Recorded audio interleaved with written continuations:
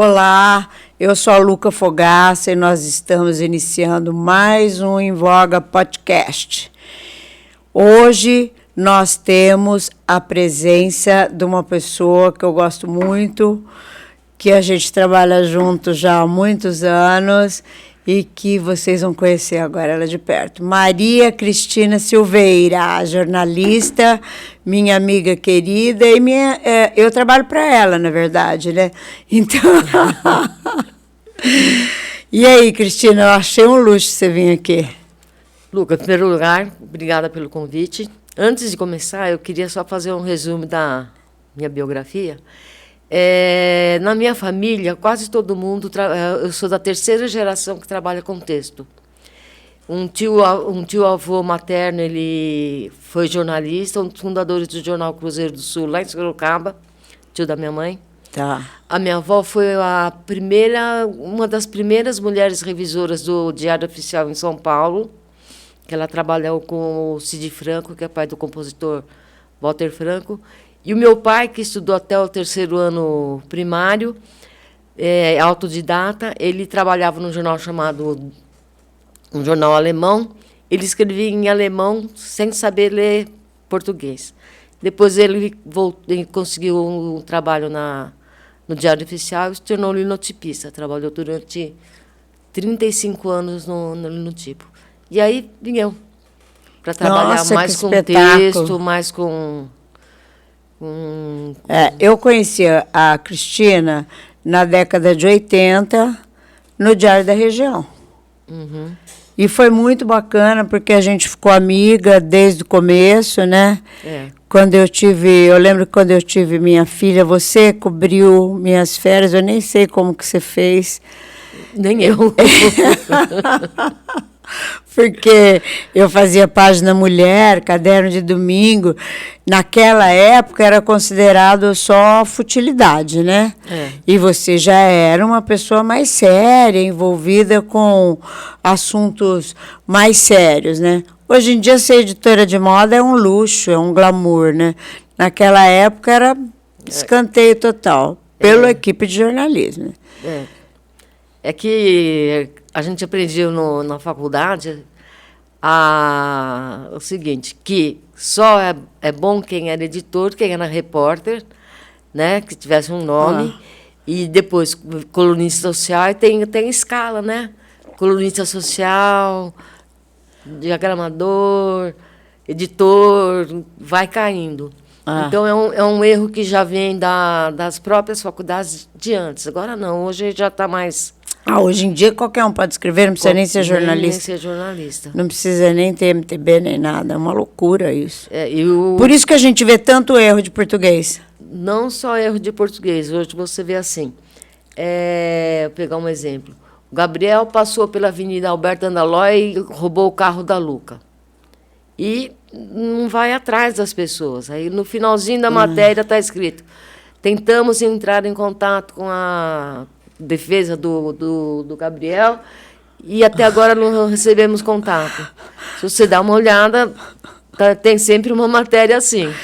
É verdade. Isso não só no jornal de interior, você pega isso no Terra, na Folha, no UOL, e é uma coisa que acaba assim.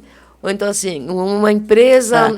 Às vezes eu vejo um título no jornal, fico maior interessada, a hora que eu vou ler,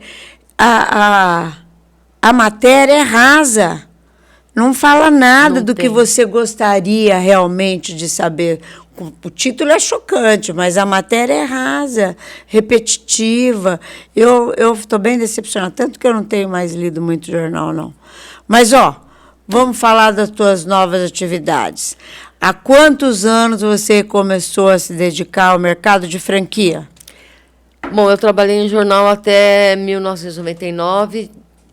Me decepcionei com a profissão devido às grandes mudanças que ocorreram por causa da informatização, que acabou aquela apuração que a gente fazia. Mudou o horário, mudou tudo. Com certeza. E eu entrei para uma franqueadora que é de Rio Preto, para fazer textos. Só que eu fiquei lá durante 9 anos. Nesses 9 anos eu fiz cursos na Associação Brasileira de Franchising, para fazer treinamentos, para fazer eventos voltados à franquia. O que acontece? Não há mais volta para o varejo tradicional, para a empresa tradicional. Vai ser tudo franquia. Você acha isso? Eu acho isso, porque Tá. a hora que você faz franquia um negócio, você abre para fazer franquia, você tem que fazer tudo, como disse o rapaz precisa ter uma formatação. Então, o que você acontece? já pega a receita pronta, já você pega diria? a receita pronta, tendo como núcleo o cliente. Então, você faz uma franquia para, sei lá, para distribuição de água.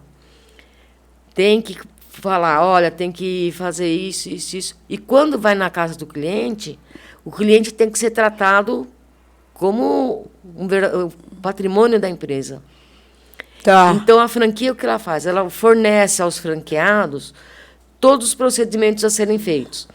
Desde a parte jurídica, arquitetônica, financeira, marketing.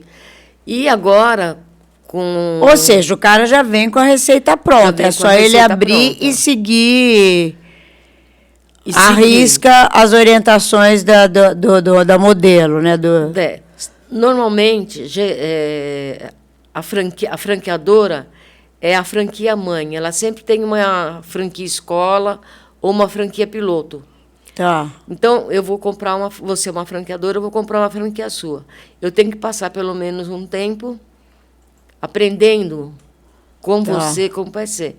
É um caso que todo mundo conhece, que é a Universidade do Hambúrguer, que é do McDonald's, em que o dono da franquia, ele lava a louça, ele varre o chão, ele faz tudo. Por quê? Aí ele vai ensinar o funcionário dele.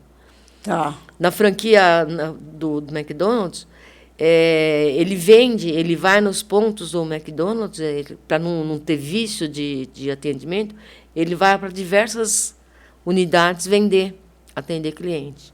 Então, a franquia hoje, uniformidade, foco no cliente, e agora também está sendo muito utilizado para melhoria de atendimento, principalmente no setor de alimentação, medicina, os chamados POPs, que são os procedimentos operacionais padrão.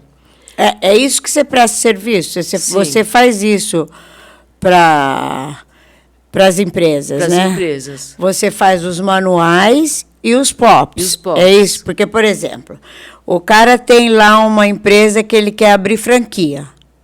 Né? O Marquinhos aqui do estúdio quer abrir franquia desse estúdio em várias cidades. Então, você faz o manual para ele. Nesse manual, contempla tudo que você falou, parte jurídica, financeira, administrativa, tudo. E os POPs, que é os padrões de... Procedimentos operacional padrão.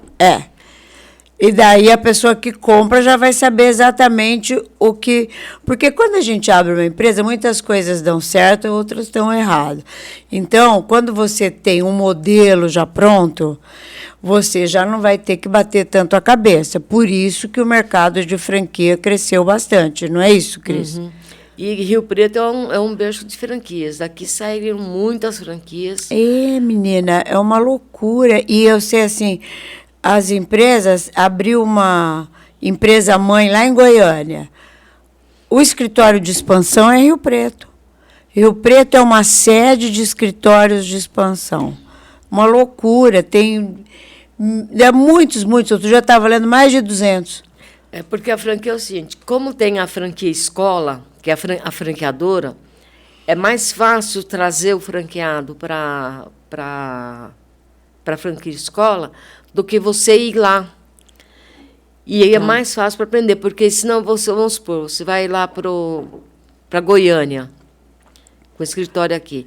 Você vai ter que levar o marketing, você vai ter que levar o comercial, vai ter que levar a expansão, trazendo para cá o franqueado, o pré-franqueado. acompanha todo o processo de produção, ele vai aprender tudo. Por exemplo, se ele for abrir uma franquia de loja de confecções, ele não sabe o que é uma cambraia, ele vai ter que aprender o que é uma cambraia. Tá. O que é uma seda, o que é uma seda chinesa, o que é uma seda sintética, Tá. que é muito parecida. Então, isso a franqueadora tem que oferecer. Até um tempo atrás, existiu o caso da franquia de porta-mala, que o cara comprava a franquia, punha o produto no porta-mala e ia vender, tipo porta a porta. Felizmente, esse tipo de franquia está acabando. Tá. Porque acabava sendo confundido com pirâmide. Hoje não, hoje a franquia ela tem. A BF tem uma regulamentação que deve ser seguida.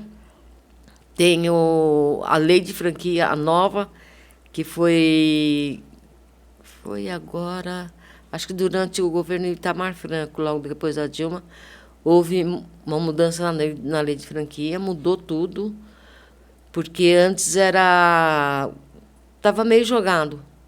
Tá. Agora Agora está estabeleceu bem cuidado. qual que é o seu direito, qual que é o meu direito, qual que é o direito do franqueado. Porque também a quantidade a demanda por franquia aumentou muito. aumentou. É absurdo, todo mundo quer comprar uma franquia. Quer abrir um negócio, ninguém tem uma ideia, já vai direto ver que franquia que vai escolher para abrir.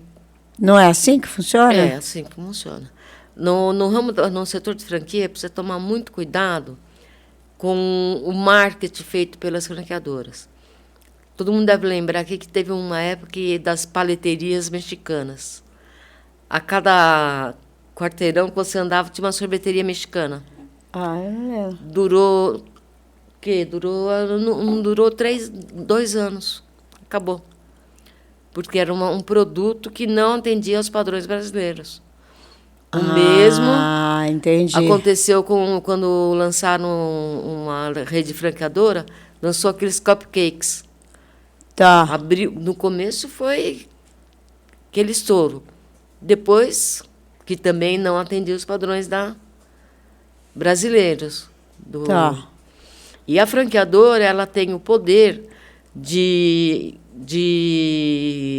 punir o franqueado que não seguir a receita que ela manda. Por exemplo, o McDonald's é igual em todo mundo, em termos. No Brasil, porque no Japão, na Índia, não tem. Se o franqueado resolve colocar... Agora, acho que já tem no Japão, não tem? Tem, mas eles têm de vários sabores. Tem hambúrguer de pepino, umas coisas meio malucas. Tá. Se ele resolver colocar uma linguiça calabresa no meio do pode. Big Mac, não pode. Então, aí você já tem assim, já tem a sua clientela que compra, que vai ser atendida no que ela quer, e não mais no que o dono do estabelecimento quer. Bom, quer dizer que se eu tiver uma empresa com sucesso e quiser abrir para franquias, eu posso te contratar para você fazer os manuais e os pops? Na verdade, são duas coisas diferentes. Você precisa primeiro fazer a adequação, a sua entrada na ABF. Isso se faz com os escritórios de formatação, que você falou que tem aqui. Tá. São esses escritórios de formatação que me contratam para fazer os POPs e os manuais. Entendi. São os escritórios de formatação que te contratam. Que eles cuidam mais da parte de jurídica e financeira. Eles, por exemplo, você vai montar uma loja de sapatos. Eles fazem um ponto de equilíbrio, fazem o quanto você tem que fazer, ajudam a fazer o plano de negócios. Para um comerciante normal, você vai abrir uma loja de sapatos, você vai pensar, que sapato que eu vou comprar? Tá. Quantos pares eu vou comprar? Qual a numeração que eu vou comprar? Como eu vou colocar na minha prateleira? Então, isso a franqueadora já tem que fornecer. Só para você ter uma ideia de como que põe sapato. Você põe todos os modelos iguais, número 38. Depois, vamos supor que é preto, o 38, o modelo X. Esse mesmo modelo ele pode ser vermelho, ele vem embaixo. Você não pode... Tá, entendi. Então, a franqueadora tem que fornecer esse tipo de informação. É um dever da franqueadora. E o franqueado também tem o dever de cobrar. Mas eu não aprendi isso, Tá. certo? E os POPs são muito exigidos, principalmente na área de alimentação. A Anvisa, que é a Agência Nacional de Vigilância Sanitária, nas esferas municipal e estadual, elas vão muito, elas fazem visita surpresa. Aí pega... Nossa, visita surpresa é ótimo. É legal. Chega lá, a cozinheira está com unha comprida, unha pintada, cabelo para fora da redinha, e isso tudo acaba em notificação. E essas notificações, se elas se acumularem, elas acabam em multa. Se acumularem as multas, pode ocorrer o fechamento da empresa. Tá, então por isso que esse procedimento tem que ser seguido corretamente. Em todos os detalhes, para evitar prejuízo. Tá. E você, quando você faz os POPs, você vai até a empresa para você sentir? Eu vou até a empresa, são as visitas técnicas. Eu, por exemplo, passo um dia vendo como que é a produção de sanduíches. Tá. Corto o pão, não corto o pão. No outro dia, como é a limpeza. No outro dia, como que é o armazenamento dos produtos de limpeza. Tá. Tudo isso a Anvisa determina. Você tem, por exemplo, você vai acumular alimento, tem que ser de 10 a 20 centímetros do chão. Não pode, tem que ser 40, 50 centímetros de produto de limpeza. E isso, um comerciante tradicional, ele não sabe. Ele não sabe, né? Ele não sabe. Dificilmente ele vai saber. Tá. Porque agora é obrigatório você fazer o POP da Anvisa. Antes não agora era é obrigatório que eles pegaram. Porque também com razão, né, Cristina? Eu acho que essas leis vêm para ajudar o consumidor, né? Porque como eu disse, são chatos, mas ajuda na qualidade do produto final. Então, maravilha, precisa. E também tem outro lado, o fato de você estar na rua, entra num bar lá, come uma coxinha, passa mal. E aí, o que você vai fazer? Nossa Senhora, pelo amor de Deus. Quem que vai cuidar de você? Com o procedimento, você consegue processar, você consegue ter pelo menos um apoio na parte de... Se houver necessidade de internação, de compra de remédio. É por isso que as pessoas têm que seguir. A questão maior é a limpeza e a organização. Né? Por exemplo, quando a gente vai numa loja de alimentação, geralmente está aquele toquinho de cabelo para fora com a touquinha. Né? Isso não pode. Não pode. A touca tem que cobrir totalmente o cabelo. Mas dificilmente você pega todo mundo com a cabeça coberta. Né? Interessante. Por isso é que tem essas coisas. Privilegiar o cliente. O cliente que é o maior patrimônio da franquia. Com certeza, o cliente é o maior patrimônio de todo mundo. De qualquer empresa. Porque, pelo amor de Deus. E me fala uma coisa, Cris. E a conexão artística? A conexão artística ela é uma facilitadora de contratos entre empresas e o mundo artístico.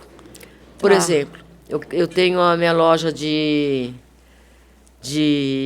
sorvetes e eu quero que a Débora Seco faça uma ação na internet para divulgar. Então, a conexão artística faz todo esse trabalho de contato com a Débora Seco, qualquer outro influencer, qualquer outro artista, Bruno Lombardi. Atleta, apresentador, trabalha com tudo. Trabalha com tudo. E o bom é que todo esse meio de campo, que é feito pela conexão artística, não onera o orçamento do empresário. Isso é bacana. Porque o empresário ele não sobrecarrega o marketing dele, tem uma pessoa que faz e sem ter custo. Sem ter custo. Por exemplo, o artista ele tem muito chiliquento, alguns, né? Então, eles querem... eu quero que no camarim tenha bandeja de prata com isso, eu quero água gelada, mas tem que ser da... Água X, né? Esse trabalho é um trabalho que... É negociado pela conexão artística. Negociado porque senão aí o marketing fica, vai lá, passa para o marketing leva para a diretoria não aprova, volta outra vez. Tá. Não, joga na mão da conexão artística, já passa tudo de uma vez para a diretoria aprovar ou não, né? De verdade, né? Ah, legal. Legal. Então, depois nós vamos deixar os números aqui para quem precisar de artistas, famosidades, famosos, celebridades, para entrar em contato com a conexão artística. E Rio Preto tem outra empresa que faz isso? Será? Não, né? Não, eu não conheço. Agora, empresas de formatação de franquia existem muitas. Muitas, né? São verdadeiras holding. Tem empresa que tem mais de 50, administra mais de 50 franquias. Nossa Senhora! É complicado. Loucura. Mas é o caminho. Porque hoje, ensino, produtora, o que precisar, a franquia já é fácil. E me fala outra coisa, está gostando do podcast? Eu tenho acompanhado, mesmo... Você sabe que você é considerada no meio intelectual como uma pessoa muito inteligente, muito criteriosa. Então, o fato de você estar gostando já é uma excelente notícia. Né? Deixa sem graça, né, Lucas?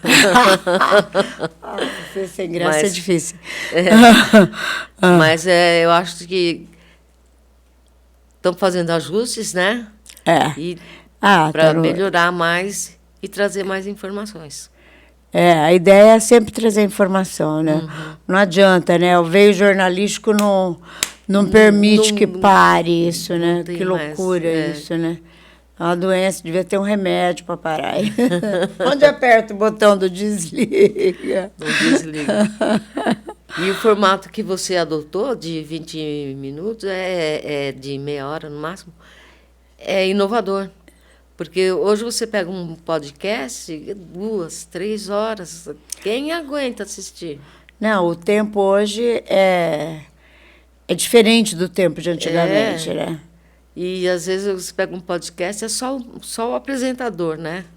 E ele fala, e ele volta a falar, e não chega a um ponto final. Aqui a ideia é mostrar para o maior número de pessoas um monte de coisa legal, desde produtos, empresas e profissionais dos mais diversos segmentos.